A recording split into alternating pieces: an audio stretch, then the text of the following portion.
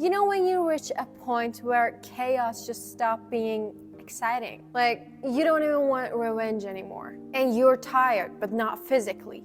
It's that kind of tired that comes from caring too much, from trying to explain yourself to people who never listened, from giving your best to situations that only drained you. So you don't want to prove anything anymore. And I understand that because you just want peace over drama. That's when you officially entered your peace era, where you detach, heal, and glow. Not to impress anyone, but to breathe again.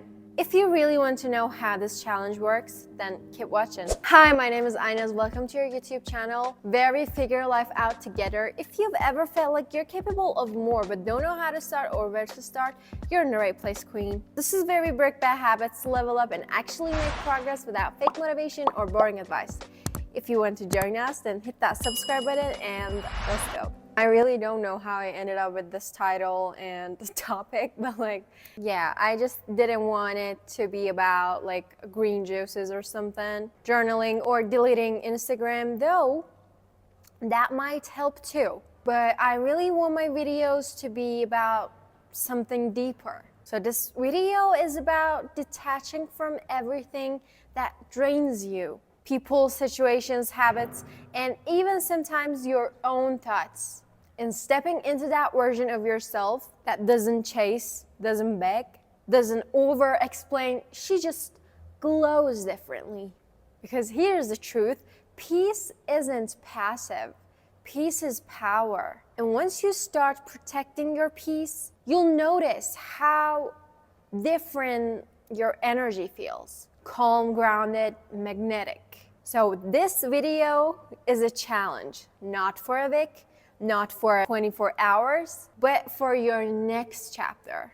Part 1, what peace era actually means. The peace era isn't about cutting everyone off and living like a monk, because let's be realistic. We're human, we need friends, we need a partner, good partner. We need to share, we need to talk to people about our problems or something. But make sure that those people aren't toxic people. So it's about emotional detachment with awareness. It's saying, I can love you and still let go. I don't know about you guys, but I always choose self-respect over love. Because love is just a feeling. And I am pretty sure that I won't be feeling the same 4 years later. And maybe 4 years later, I will look back and I will regret what I've done to myself, to my life, because of love. It says I can care and still choose myself. That's emotional maturity. When you enter your peace era, you stop needing constant stimulation. You stop oversharing, you realize not every message needs an instant reply, not every opinion needs a reaction, and not every vibe deserves your energy. You start existing from a place of calm confidence. And it's so magnetic because people can feel that you're no longer performing. Part 2, detachment. The first step to peace. Detachment doesn't mean you stop feeling. It means you stop clinging. Imagine a person, you don't want him. Not even a little bit. He's not your type. The way he talks, the way he walks, the way he behaves, he's just not your type. And you can't do anything to like him because you're not just feeling it, okay? And he's so clingy. Imagine someone likes you, he's clingy, and he's a stalker. He just doesn't want to admit that you don't want him. Maybe it's because of his ego or anything else or traumas he had before. He's not even hopeful. He's just doing it because maybe he doesn't want to lose. Well, I don't know the exact reason, but sometimes people can be clingy, sometimes they can stalk you, and things like that, okay? Well, I wasn't talking about the actual person. I was talking about you being clingy to some people, to some situations that you can't even control. Let's admit that we all have a certain amount of energy, and you decide to give that energy to those people, to those situations that you can't even control. You have nothing to do with that. You're not ready to let go of that because of your ego, because you're scared of being alone, because of losing, because of that, because of this. And at the end of the day, you realize that you have no energy to do anything at all. And the next day when you wake up, again, you're just not in the mood of doing anything. Or you don't even have energy for that. You're tired. Maybe not physically, but spiritually, your brain is tired of overthinking. So imagine yourself being clingy to those things and look at yourself from a different perspective, different view, how it looks like. So here is what emotional detachment really is. It's the gap between what happens to you and how you choose to respond. It's that little pause where you breathe instead of react. I want you to respect yourself, love yourself. We all know that, yeah. But let me add one more thing. Respect your energy. Love your energy. Because when you love it, when you respect it, you are really careful about where it goes and who you give it to. Sometimes you're like, oh, this situation doesn't worth my energy because my energy is much more worthier than that.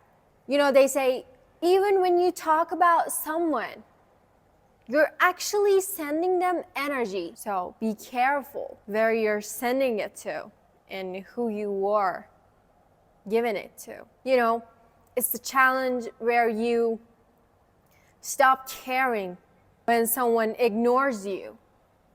You're like, oh, okay, that's it? Okay, it's fine. I'm gonna move to next one. And you keep scrolling. Just don't care about what people are saying or doing. Maybe it's not about you. Someone ignoring you is not a big deal, but your reaction makes it look like it's a big deal when it's actually not. I'm sorry to say this, but you know, when you scroll on Instagram and TikTok, just like this, when someone disrespects you, disrespects your energy, your peace, your space, I just want you to scroll just like this to the next person. That's it. That's how it works. Your worth isn't measured in emojis. You used to overthink a dry text, but now I think you're going to change your mindset about it. When we're talking about detachment, you have to learn self-control. For example, your energy, your thoughts. Don't tell me you can't control it because if I did it, you can too. You know, my friends always make fun of me because I don't really react the way that I should react to things that happen to other people. My friend was like, oh, I broke my favorite glass. And I was like, oh, really? And she was like, yeah, I broke my glass. Like, how do you want me to react? Well, someone did it, obviously. Something bad didn't happen to you. Yeah, it's just the glass that you broke. What can I do for it? You want me to sit and cry for that? And that's why they always make fun of me. I mean, in a good way. And you're like, Agnes never cares. And when you tell her something, she's like, oh, really? You know, that's it. That's my reaction. I mean, I'm not going to waste my energy on a glass that you broke. I don't care about it. The moment you start to master it, your life will rearrange itself. People who drain you drift away. New ones who match your calm appear. Part 3, healing the core of the challenge. You can't be in your peace era without healing the parts of you that used to crave chaos. We all love chaos, drama, we love to gossip. You know, I'm just a girl. But like, remember that whenever you do that, you do these things, you actually send them energy. You talk and talk and talk and talk and talk about things that doesn't have to do anything with you. Sometimes it can be funny. If you have extra time, why not? But like, keep that in mind that you are actually sending it energy. Sometimes we confuse chaos with connection. When someone makes us anxious, it feels exciting, but it's not love. It's adrenaline. I don't know if I'm saying it right, but like adrenaline. You know what I'm talking about. Healing is boring sometimes because healing means letting go of things that used to hurt you. And sometimes we get used to them. Even if it's hurtful, we don't care about it. Just because we're used to it, we keep it in our life. But you don't understand that. The more you try to keep it in your life, in your brain, and overthink about it, it makes you tired. In your life, and every step, you're gonna feel it. Maybe not in the short term, but in a long term. Maybe you're not gonna feel it in a day or two, but you're gonna feel it after 3 or 4 years. You're gonna feel that something feels off. You have something that makes you tired, makes you anxious, makes you angry, and you start to give monies to therapists. I mean, if you love to, why not? But like, it's realizing closure isn't coming, and that's still okay. It's unfollowing people who trigger the old version of you. The Peace Era Challenge asks you to do that. To sit with yourself long enough to not need noise. Because once you heal, you stop chasing people who make you forget who you are. Glowing differently, the energy shifts. The actual energy shift. Let's talk about glow, not the skincare kind, the energy glow. The one that makes people say, she's changed, but they can't explain why. Trust me, when you detach and heal, your face literally softens. Your body changes. Your face changes. You glow differently. Your energy feels lighter. Your body feels lighter. Your brain, your soul, everything feels lighter.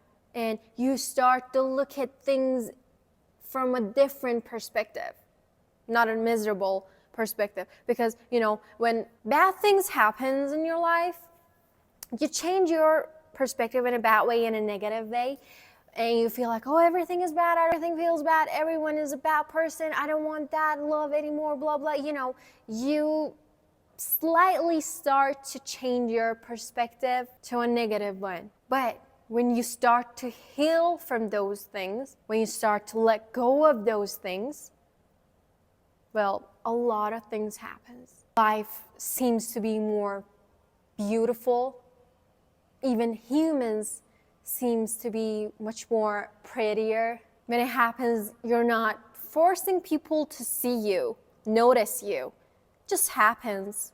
In part 5, the most important part, because we're going to talk about how to start your Peace Era Challenge. Well, Peace Era sounds beautiful until you start actually setting actual boundaries, because that's when things get uncomfortable. Because the moment you start setting boundaries, you realize that you have to let go of a lot of people.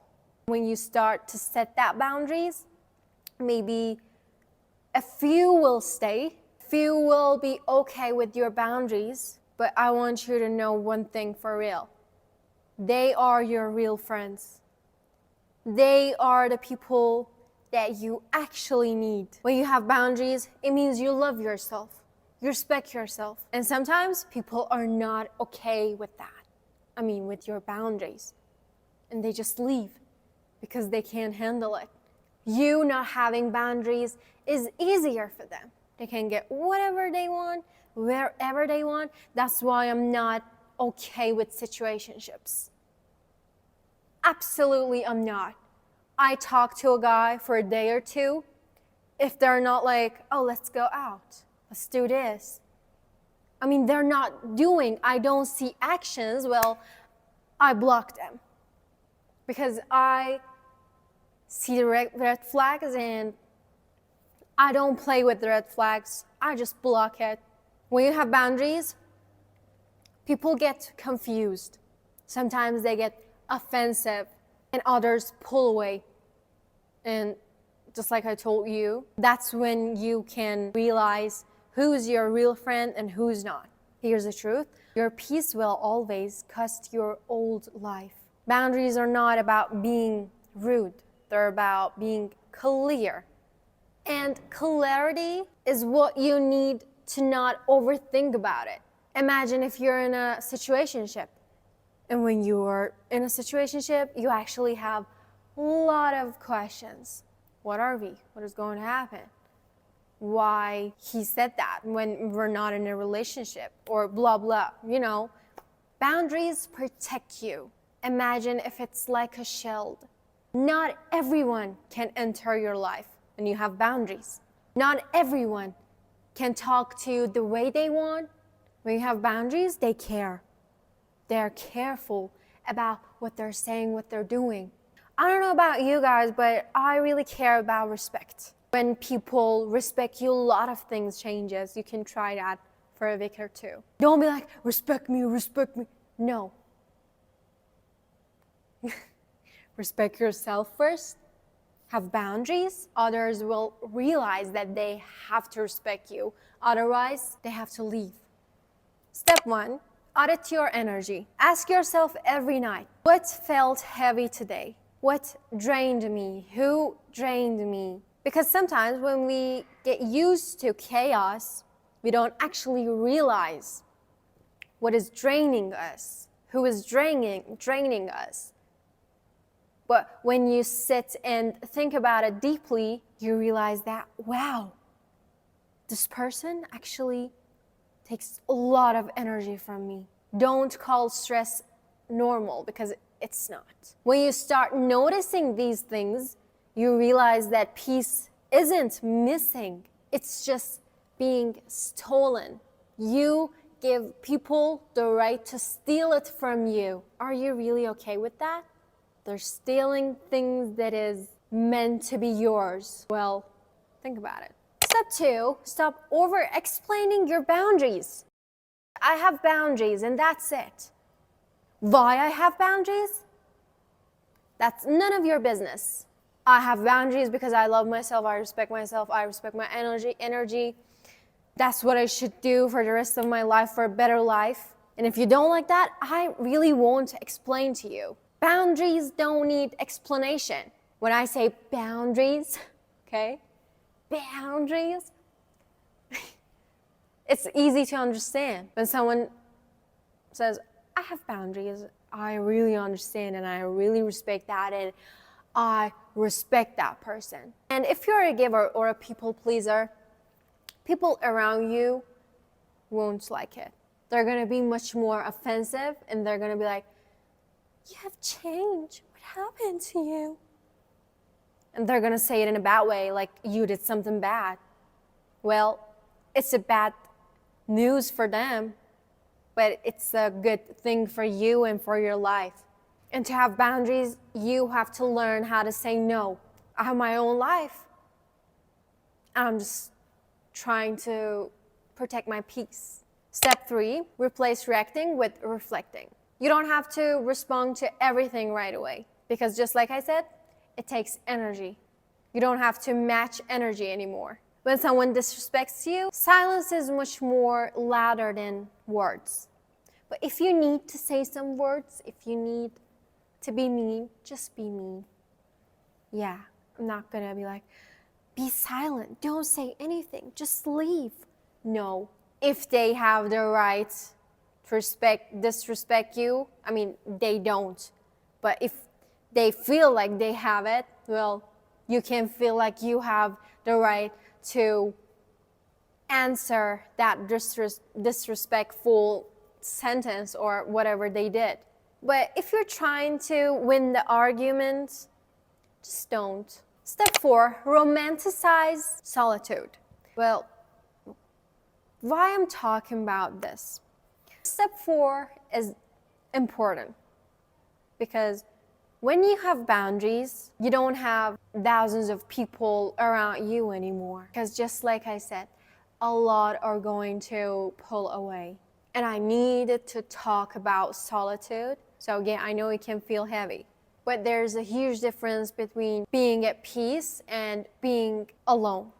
In solitude, you start hearing yourself again, your real voice, not the one shaped by validation. You'll realize that your peace isn't found in someone's attention. It's found in how safe you feel with your own energy. Use that alone time intentionally. Thank you so much for watching this video till the end. Don't forget to share this video and don't forget to subscribe, like, and I will be waiting for you guys in the comments. See you in the next video.